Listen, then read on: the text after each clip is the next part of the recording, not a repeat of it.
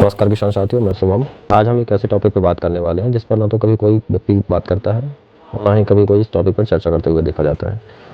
तो आज हम बात करने वाले हैं कि आखिर अगर कोई व्यक्ति के खेती किसानी से जुड़ा हुआ है और खेती कर रहा है तो आने वाले कुछ समय में लगभग 1 से 1.5 महीने में खरीफ का सीजन स्टार्ट होने वाला है, जिसमें धान की फसल, उड़द की फसल, मूंग की फसल, सोयाबीन की फसल जैसी तमाम फसलें किसान लगाते हैं। तो आज हम खरीफ की फसल को लगाने से पहले आखिर हमें कौन कौन सी चीज़ों का ध्यान रखना चाहिए, क्या तैयारी करना चाहिए। अक्सर किसान ये दुविधा में रहता है कि जब सीजन आएगा तब हम तैयारी कर लेंगे।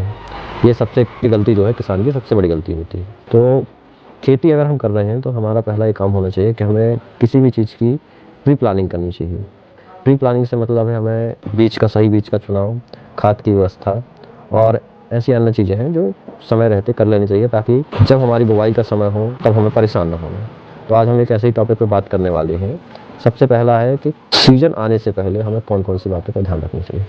पहला तो है हमें खाद बीज की व्यवस्था कर लेनी चाहिए। इस समय जैसा कि आप देख रहे होंगे स्टेट ऑफ हॉर्मोज में जैसे परिस्थितियाँ चल रही हैं, और इसके अलावा अमेरिका और ईरान के बीच का युद्ध देख लें, युद्ध जैसी परिस्थितियाँ।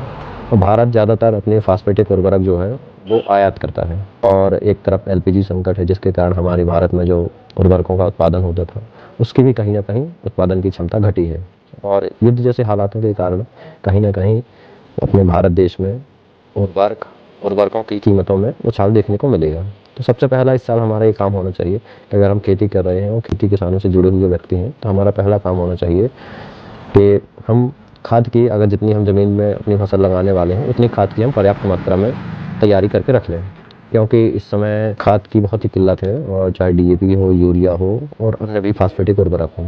इसके अलावा एमपी से मध्य प्रदेश सरकार ने ई टोकन की व्यवस्था कर दी है, जिसके पास जितनी ज़मीन होगी है उतनी ही मात्रा में उसे उर्वरक दी जाएगी। तो हम अभी फ़िलहाल में वर्तमान में सीजन में फिर देखने को मिलता है कि काफ़ी भगदड़ हो जाती है और किसान खाद के लिए मारामारी करते हैं, लाइन में लग जाते हैं। तो सबसे पहला हमारा काम होना चाहिए हम जितनी फसल में, जितने एरिया में हम फसल लगाने वाले हैं उसी के अनुसार हम खाद की व्यवस्था करके रख लें। आप चाहें तो सरकारी एग्रो या प्राइवेट और रिटेलर डीलरों के पास या सहकारी समितियों के पास ई टोकन लेकर आप अपनी खाद प्राप्त कर सकते हैं। दूसरा टॉपिक है, हमें आखिर इस समय ग्रीष्म काल में हमारे खेत खाली पड़े हुए हैं, गेहूं की कटाई हो गई है और उसमें जो नरवाई है, पराली है, वो इस समय पड़ी हुई है। तो ऐसा काम क्या किया गया है कि हमारे खेतों को ऑर्गेनिक खाद भी मिले और खेतों में उपजाऊ क्षमता भी बनी रहे।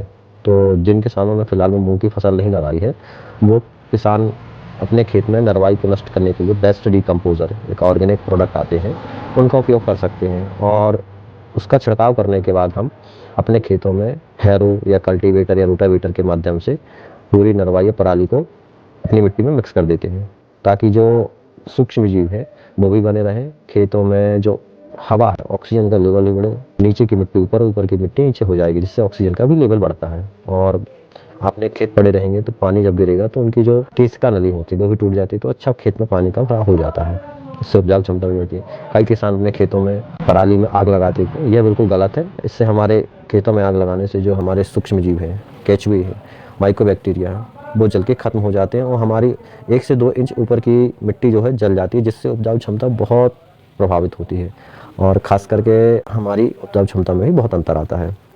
खेत की तैयारी करने के बाद हमें सही बीज का चुनाव करना है। इस समय